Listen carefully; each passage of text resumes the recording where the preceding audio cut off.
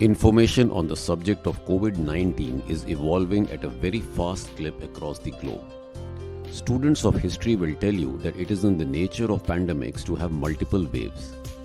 This is the curious result of the varied interactions between the pandemic causing agent and the Homo sapiens. The virus rages, causing a certain behavioral change in the human race, resulting in an abatement of the spread. The joy and victory are announced prematurely, the celebrations commence, parades organized, inviting the infective agent to commence the frolic all over again. Shri Mohan Bhagwat put it very correctly when he summarized that all concerned stakeholders put up a suboptimal performance earlier this year. We cannot pin down one particular agency.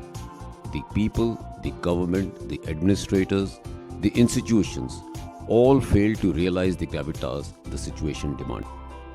A study of history would have provided a sterling insight of what to expect. A study of the worst pandemic ever, which goes by the name of Spanish flu, had at least 4 worldwide waves. The death toll in 20th century pandemic is widely estimated to be around 50 million. However, better medical resources and the availability of vaccines will certainly be of help this time. Although 6.88 billion doses of vaccines have already been administered, the poor country's share in this is just rather abysmal. Unless everyone is protected with 2 doses, we are all not protected. We still have a distance to cover. The origin of the 20th century pandemic is not very clear.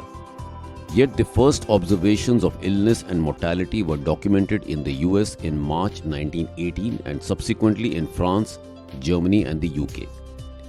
By May of 1918, the disease had reached India.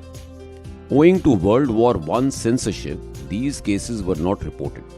Spain was a neutral country at that time, and King Alfonso XIII fell gravely ill, hence this pandemic received wide coverage in the press. Since Spain was the first place the pandemic was reported from, the name Spanish flu stuck. The second wave brought about the most of the deaths in the 1918 pandemic. The third wave was certainly less lethal than the second wave but deadlier than the first. The fourth wave occurred in isolated regions across the world around the spring of 1920. This wave did not cause much of damage. Now that the ghastly second wave is behind us, this is the time to take stock and learn from the lessons our shared history is so desperately trying to teach us. It is for governments now across the earth to take ownership. At the present state, the most important step would be to manage human behavior in an astute manner.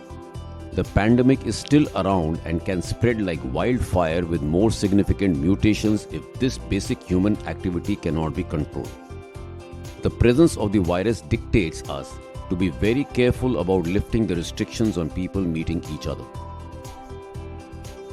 India. Majority of people in the developed world have been vaccinated, yet there is an uptick in the cases.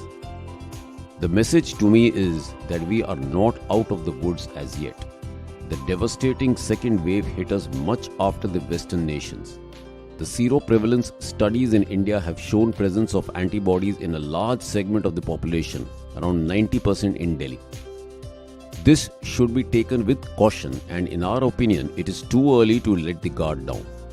The scientific committee is still unsure if the newer Delta variant is escaping the immune system created by the present set of vaccines or not. In India, at present, only about 24% of the entire population has been doubly vaccinated, and approximately 55% have received at least 1 dose. The calculations should always be done for the entire population because this virus can afflict all age groups, newborn onwards. We need to carefully calibrate the vaccination progress with the opening up of the economy. Let us see what can we do to prevent the future wave. Behavioral changes.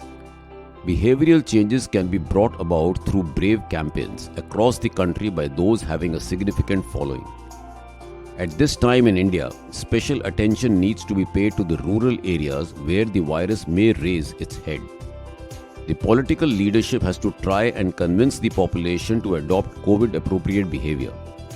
These steps can then be followed up by executive to ensure strict application of social norms.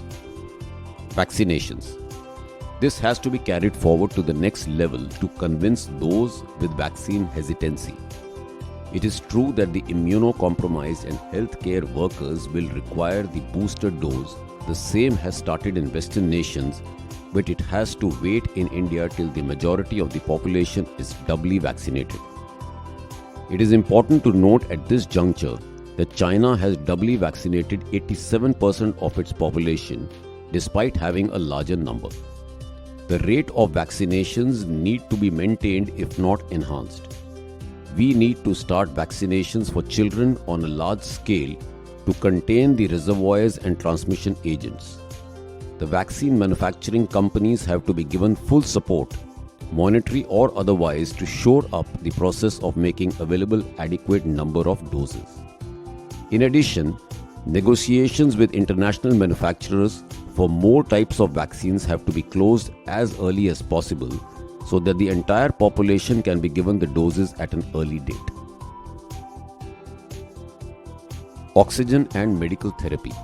The lessons of the devastating second wave are staring at us. The loss of life of an unprecedented scale came upon us. The successful treatment of COVID-19 hinges on just a few aspects which need to be covered. The availability of hospital beds, assured oxygen supply and supply of drugs. Constant research and testing of effective drugs against COVID is the need of the hour. In addition, the adequacy of ventilators too has to be ensured. The opening up. This has already been covered above. So the lesson we need to learn is that the opening up has to be tempered in keeping with the behavior pattern of our citizens. All closed spaces, which include cinema halls, restaurants, spas, malls, pubs, banquet halls, marriage halls, etc. In fact, any kind of closed space where air is recirculated have to remain shut for the foreseeable future. The opening up of markets and places where people tend to gather in big numbers has to be strictly controlled so that COVID-appropriate behavior can be ensured. Setting up of a command center, the COVID Management Task Force. This can work on the parameters of the National Disaster Management Force. As of now, there are multiple agencies involved who speak different languages and are unable to go forth in a coherent manner. These include the Niti Aayog, ICMR, Ministry of Health and Family Welfare, the state governments, the Supreme Court, the High Courts, the drug companies, DRDO and others. What we need is a COVID Management Task Force with one person in charge who is accountable to the executive. He or she has to be given a team of choice and micromanagement avoided. The person in charge should be provided with all the wherewithal needed to effect the management of this humongous task. This would include the necessary budget, the manpower, the infrastructure, and most importantly, the mandate to take and implement quick decisions. The command center will be directing all the efforts of the nationwide endeavor. It will need to be linked to all state headquarters and district headquarters, the essential cogs of implementing the program. The district magistrates, chief medical officer at district level and the nodal officer for vaccination at the district level will be the principal implementers of this effort. The second wave also taught us the importance of information management. The availability of hospital beds, drugs, oxygen needs constant updates so as to avoid making the patient move from one hospital to another. Management of information would also be one of the major tasks of the COVID Management Task Force. I am sure the brilliance of the citizens of this formidable nation can be tapped to come out with credible answers. The country has a large pool of technically savvy healthcare professionals who have the answers. They just need to be well supported by the nation. Thank you.